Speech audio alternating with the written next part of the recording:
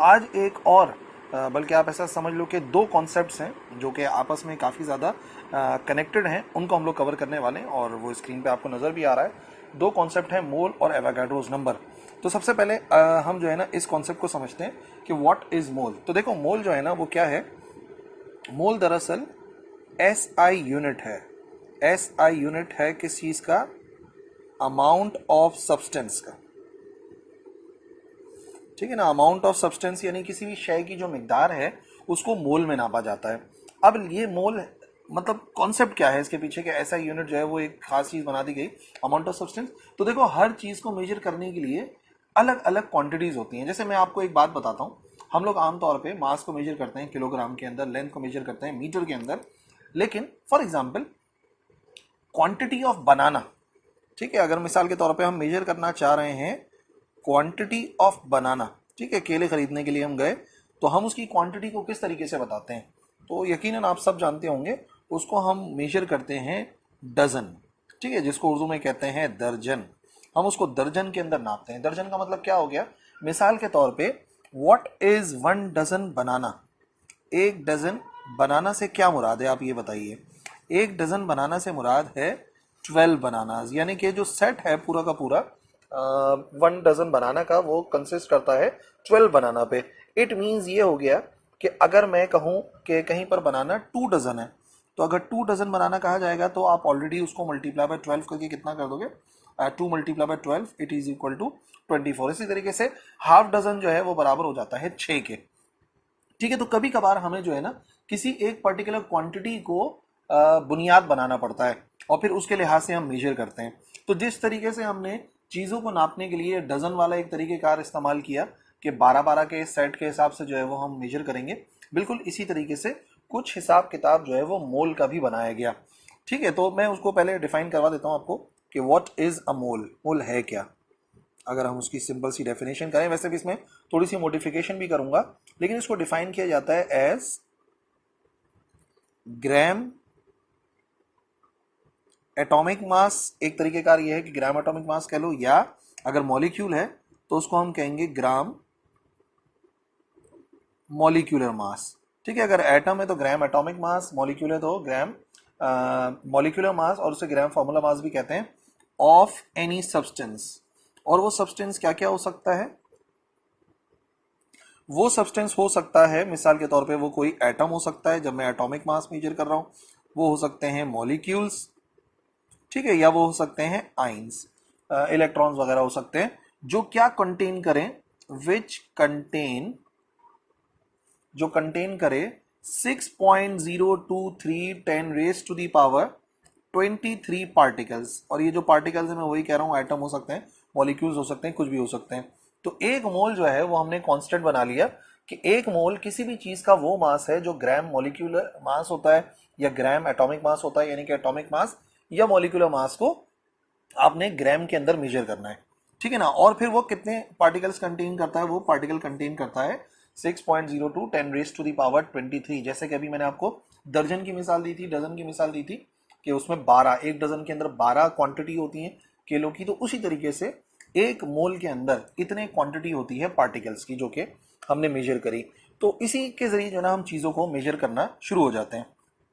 For example, अगर मैं आपको एग्जाम्पल के जरिए समझाऊं,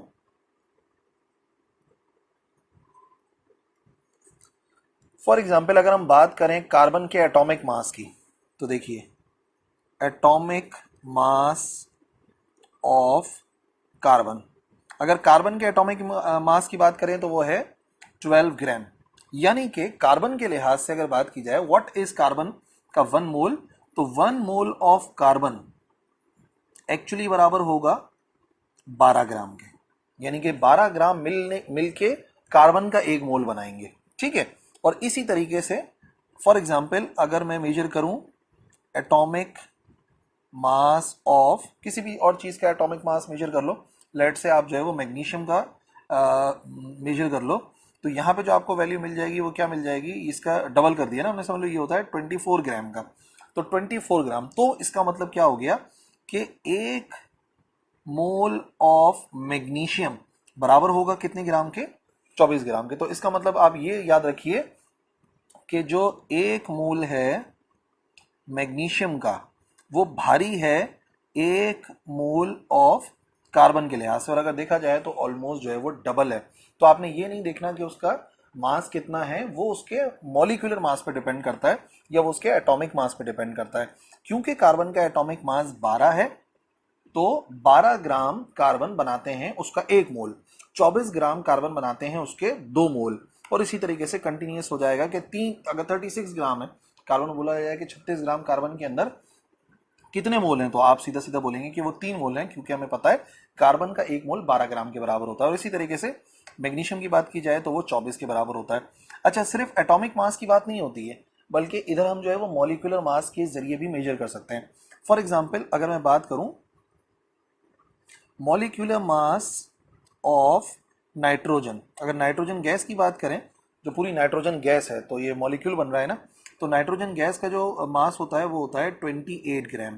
तो इसका मतलब क्या हो गया कि नाइट्रोजन का 28 ग्राम बराबर होता है उसके 1 मोल के, यानी कि नाइट्रोजन गैस का जो 1 मोल होता है वो मैग्नीशियम से भी ज़्यादा हैवियर होता है। ऑक्सीजन की अगर बात की जाए, for example molecular mass of oxygen, तो ऑक्सीजन का फिर वही बात है, एक ऑक्सीजन का मास जो है वो 16 होता है, और ऑक्सीजन गैस का मतलब होता है O2, तो 16 इंटू 2 ये कितना हो जाएगा, ये हो जाएगा 32 gram. It means 32 gram of oxygen makes 1 mole of oxygen.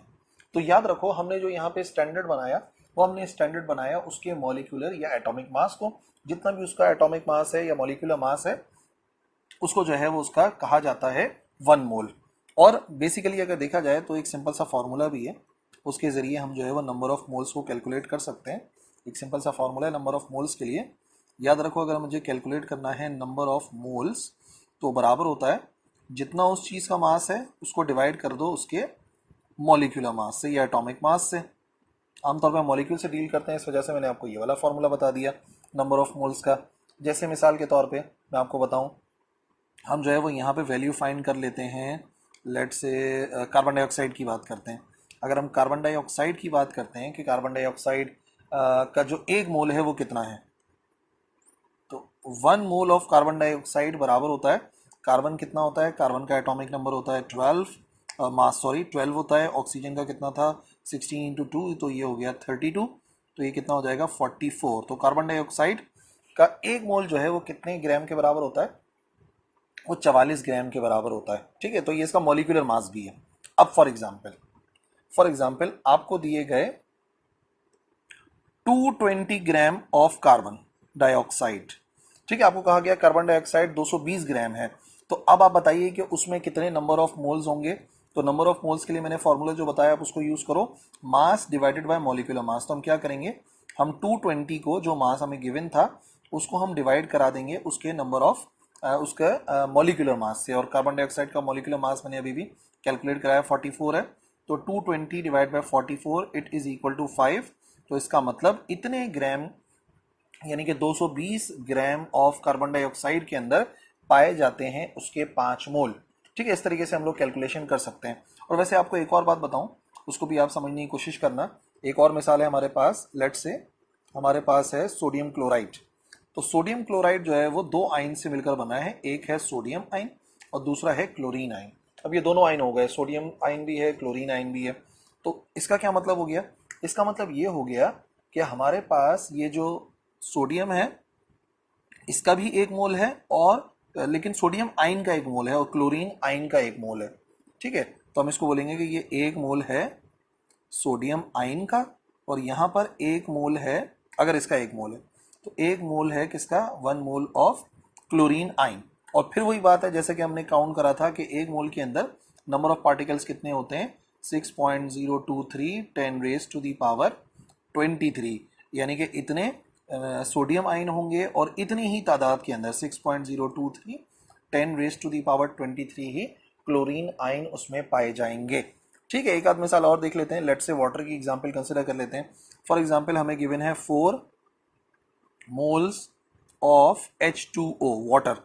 तो लेट से उसके अंदर जो है वो जो है कितने ग्राम होंगे, हम मालूम करना चाह रहे हैं कि वो कितने ग्राम का होगा। तो फिर वही बात है, फॉर्मूला आपको पता है, उस फॉर्मूले में एक थोड़ा सा चेंज भी करवाना था मैंने। इसी फॉर्मूले को लिखने का एक और तरीकेकार भी है।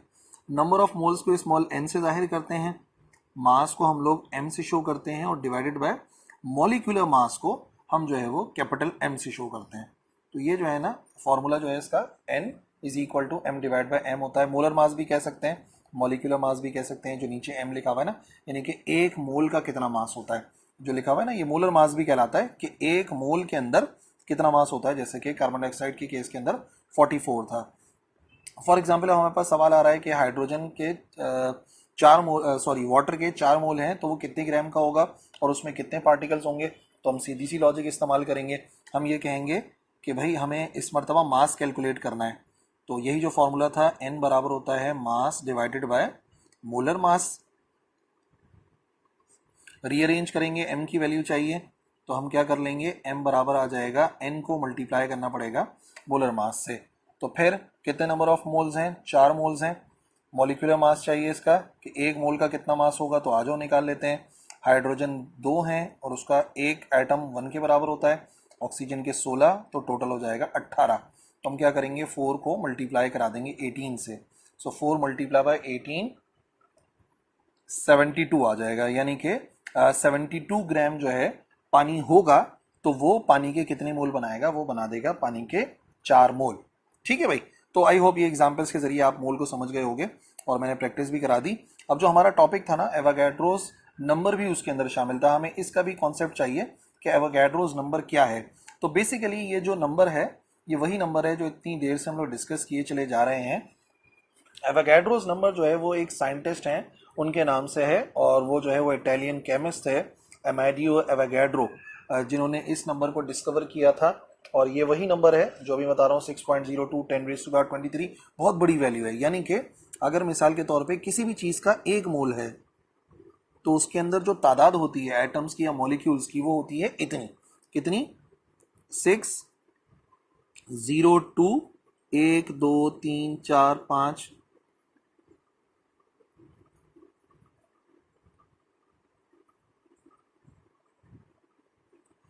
इतने एटम्स होते हैं या मॉलिक्यूल्स होते हैं। ठीक है ना। तो कहने का मकसद ये है कि लार्ज नंबर ऑफ एटम्स हैं या मॉलिक्यूल्स हैं जो किसी भी ऑब्जेक्ट के जो है वो एक मोल के अंदर पाए जाते हैं। और ये जो नंबर है जिसको हम साइंटिफिक नोटेशन में 6.02 10⁻23 लिखते हैं और शो करते हैं इसको Na से, बेसिकली ये कहलाता है एवोगैड्रोस नंबर। ठीक है। और मैंने आपको बता दिया कि ये जो इटालियन केमिस्ट थे 19वीं सेंचुरी के, उनके नाम से जो है वो उसको जाहिर किया जाता है और ये कांस्टेंट भी है। एवोगैड्रोस नंबर भी कहलाता है, एवोगैड्रोस कांस्टेंट भी कहलाता है। तो अगर इस नंबर के लिहाज से मोल की डेफिनेशन हम बनाने की कोशिश करें तो mole is also defined as, mole को हम ऐसे भी डिफाइन कर सकते हैं कि मोल क्या है, बेसिकली ये द मास इन ग्राम्स, क्योंकि केमिस्ट्री के अंदर स्पेशली इसको मेजर करते हैं तो ग्राम के अंदर भी किया जाता है, ऑफ एटम्स, एटम्स होंगे या मॉलिक्यूल्स होंगे, या फिर मैंने आपको बताया था डेफिनेशन में कि वो आइंस भी हो सकते हैं। ठीक है जी। जो कंटेन करे कितना, which contain Avogadro's number of particles, Avogadro's number of particles. और आपको पता है एवोगैड्रोस नंबर ऑफ पार्टिकल्स का मतलब क्या हो गया, वही पार्टिकल जो हमने बताए थे आपको 6.023 10⁻23 पार्टिकल्स। तो अगर हम बात करते हैं मोल की डेफिनेशन की एवोगैड्रोस नंबर के लिहाज से, तो हमें उस नंबर को लिखना ज़रूरी नहीं, हम सिर्फ लिख सकते हैं कि वो मास ग्राम के अंदर, किसी भी चीज़ का वो मास ग्राम के अंदर कि जिसके अंदर तादाद जो हो एटम्स की या मॉलिक्यूल्स की या आयन की वो बराबर हो एवोगैड्रोस कांस्टेंट के बराबर। और फिर इसी के जरिए हम फर्दर कैलकुलेशन भी कर सकते हैं, पार्टिकल्स को मेजर भी कर सकते हैं कि पार्टिकल्स कितने हैं। लेट्स से हमें कैलकुलेट करना है, calculate number of atoms, atoms की तादाद कैलकुलेट करनी है इन 9.2 ग्राम्स ऑफ सोडियम। सोडियम हमारे पास 9.2 ग्राम है और हमें जो है मालूम करना है कि उसमें कितने नंबर ऑफ एटम्स होंगे। और एटॉमिक मास हमें Na का गिवन है, सोडियम का गिवन है और वो होता है 23 AMU atomic mass unit, already discuss कर चुके हैं। तो देखो तरीकेकार वही है, सबसे पहले हमें ये चेक करना होगा कि इतने ग्राम के अंदर कितने मोल आ रहे हैं। ठीक है। फॉर्मूला क्या है, नंबर ऑफ मोल्स बराबर होता है जितना भी मास गिवन है उसको डिवाइड कराते हैं उसके मोलिकुलर मास से। ठीक है, ये एक जनरल फार्मूला होता है, लेकिन यहाँ पे क्योंकि एटम की बात हो रही है तो हमें मॉलिक्यूलर मास लिखने की ज़रूरत नहीं है। हम सिर्फ इसको किससे डिवाइड करा देंगे, हम इसको डिवाइड करा देंगे उसके एटॉमिक मास से, तो ताकि हमें नंबर ऑफ मोल्स मिल जाएं। तो लेट से मास कितना है, मास है 9.2 और सोडियम का एटॉमिक नंबर कितना है 23। So we have to just divide 9.2 with 23, तो ये बराबर आ जाएगा 0.4 के। इट मीन्स इतने ग्राम के अंदर सोडियम के 0.4 मोल्स पाए जाते हैं। और अगर इतने मोल्स पाए जाते हैं, so as we know that कि अगर मैं नंबर ऑफ पार्टिकल्स कैलकुलेट करना चाह रहा हूं तो मुझे जो है वो एवोगाड्रोस कांस्टेंट को इस्तेमाल करना पड़ता है। एवोगाड्रोस कांस्टेंट क्या होता है, एवोगाड्रोस कांस्टेंट होता है नंबर ऑफ एटम्स या मॉलिक्यूल्स प्रेजेंट इन 1 मोल, जिसको हम कह सकते हैं नंबर ऑफ मोल्स। डेफिनेशन ही यही है, एवोगाड्रोस नंबर या कांस्टेंट वो नंबर है, वो नंबर ऑफ एटम्स हैं जो एक मोल के अंदर पाए जाते हैं। So number of atoms divide by number of moles. Number of atoms हमें कैलकुलेट करने हैं तो उसको रीअरेंज करो और फॉर्मूला अगर बनाओ ना, तो नंबर ऑफ एटम्स को लेट से हम कैपिटल एन से शो करते हैं और नंबर ऑफ मोल तो मैंने आपको बता दिया स्मॉल एन से। तो अगर मुझे एन की वैल्यू चाहिए यानी कि नंबर ऑफ एटम्स की वैल्यू चाहिए, तो ये स्मॉल एन इधर जाके मल्टीप्लाई हो जाएगा एवोगाड्रोस कांस्टेंट से। तो ये जो लिखा हुआ था 0.4, इसको एवोगाड्रोस कांस्टेंट यानी कि 6.023 10 रेज टू द पावर 23 से मल्टीप्लाई करना है, multiply by 6.02 10 raise to the power 23। ठीक है, तो ये हो जाएगा हमारे पास 2.4 10 रेज टू द पावर 23। और एटम्स कैलकुलेट कर रहे थे तो यूनिट भी एटम्स आएगा, मॉलिक्यूल्स होते तो मॉलिक्यूल्स आ जाता। ये हमारी बुक की ना एक वो प्रोग्रेस टेस्ट के अंदर एक क्वेश्चन है, तो हमने उसी को सॉल्व भी कर लिया। अच्छा, ये बुक का एक क्वेश्चन भी सॉल्व हो गया और प्रैक्टिस भी हो गई। तो ठीक है, ये था आज का हमारा पूरा लेक्चर जिसमें मैंने आपको कॉन्सेप्ट दिया मोल का और एवोगाड्रोस नंबर का। आई होप समझ में आ गया होगा और कैसे मैथमेटिक्स इस्तेमाल करेंगे, कैसे न्यूमेरिकल सॉल्व करेंगे। इंशाल्लाह प्रोग्रेस टेस्ट जो होगा उसको जाके आप देख सकते हो। प्रोग्रेस टेस्ट 1 के अंदर हम लोगों ने ऐसे और भी क्वेश्चंस को सॉल्व करा है। और कोई कंफ्यूजन है तो बिल्कुल आप पूछ सकते हो कमेंट सेक्शन में, आई विल रिप्लाई इंशाल्लाह। That's all for today. Next lecture में मिलते हैं। अल्लाह हाफिज़।